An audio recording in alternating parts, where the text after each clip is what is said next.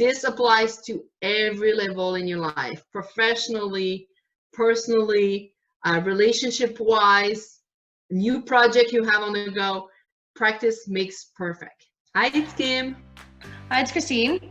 We are here to help you navigate change. Before we start, please make sure you like, share, and subscribe so you're the first one to know when we get new videos on. Whenever you try something new or you start to go down a new path, you really want to do it well.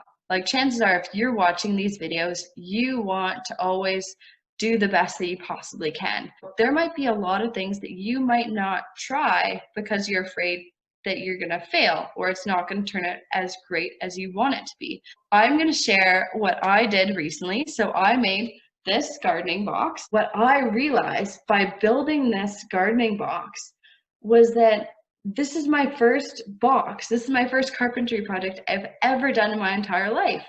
And this is the starting point, right?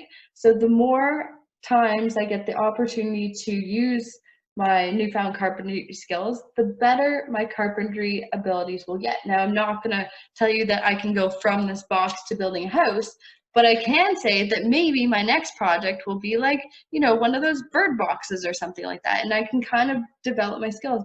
If you don't try a project, you will never develop the skills that you need to. I love your story about the box. It's awesome because that's exactly that. It's giving you a good visual of what we're talking about today. You're not going to be perfect the first time you do something. You're not going to be perfect the first relationship you're going to have. And to be frankly honest, you're never going to be perfect. Nobody's perfect, right? But to get to that level where you're confident of who you are and what you're doing, it's by practicing and mostly by learning. So, like Christine has learned a lot of things while she was using nail on that box.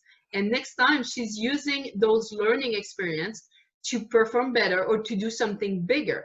So what we're trying to tell you is that you're going to fail along the way and it's okay. Just keep going. Even, if you go on your first date, think of it as practice. This might be your life partner, might be your right now partner. We don't know. But each time you go on that first date, you're going to be getting better.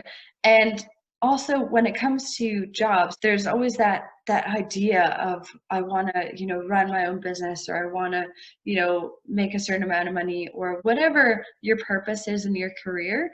If you start in a role, you can develop those skills that you need for the next role so you can progress through your career. Don't be afraid to fail and keep trying, because you will get better and you'll be able to use those skills to help you in other facets of your life.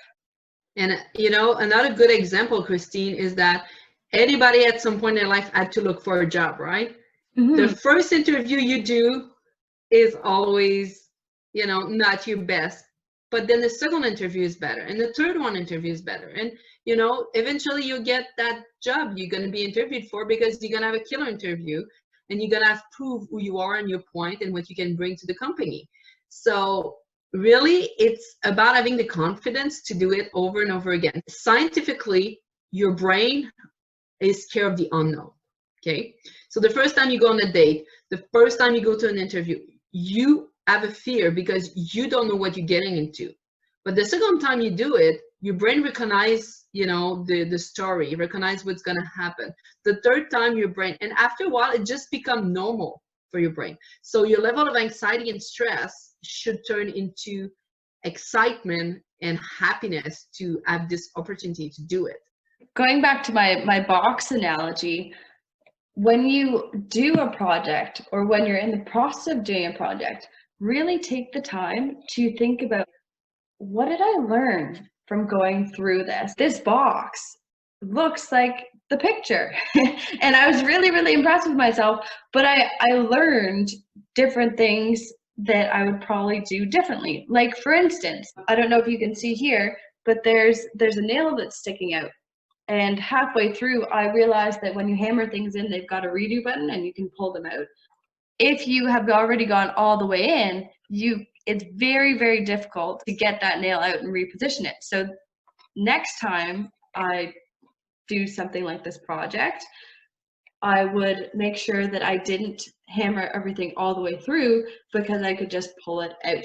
And for those of you that are carpenters, you're probably, thinking in your head, like, this is so funny because it's something that's so easy and so basic. But the thing is that when you're doing something for the first time or you're learning for the first time, there might be things that are so basic, might be basic to you because you've always done them and you always know the right way to do them. But if you've never done it before, those basic things are the foundations that you need to learn in order to progress your skill sets. And don't be afraid to high-five yourself.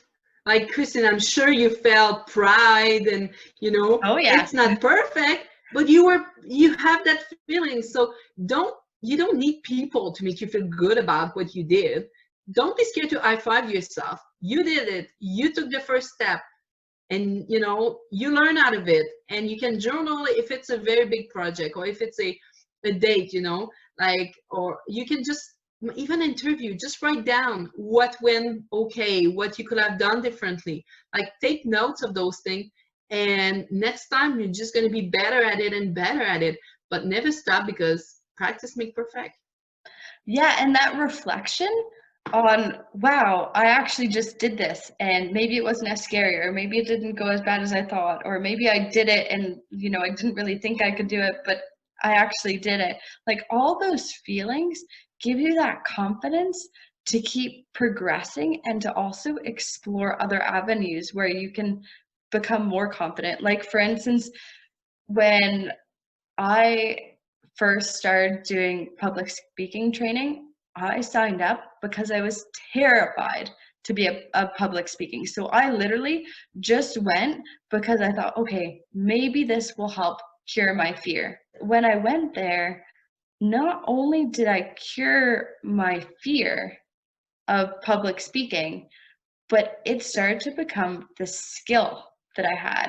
I had this desire to use the skill and build the skill, and that spiraled. So all of a sudden I went from being afraid to stand up, in front of 30 people or like a larger audience, kind of in a classroom setting or in a work setting, to all of a sudden throwing myself into speaking competitions and leading workshops and talking at conferences. This part inside of me, this like desire that I didn't even know I had, exploded. And I wouldn't have got that desire if I didn't decide to try to work on something that I found was holding me back. If there's that job that you really want to take, and maybe it's a bit of a stretch, but that you love it and you could kind of fill those big shoes, go for it. Take the job. If there's an opportunity to do some kind of, carpentry or some kind of hobby that you've never done before, do it. Just have fun. Do it. If there's a guy or girl that you like and you want to ask them out because they haven't asked you out, just do it. Go on the date or do whatever it is, and you won't regret it because it's a learning experience. So regardless of what happens, that's your next benchmark, and you're just going to keep progressing from there. So we hope that you enjoyed today's video. If there are any other topics that you would like us to cover, please place them in the comment section below. And don't forget to like, share, and subscribe. And we'll see you again soon. Bye. Bye.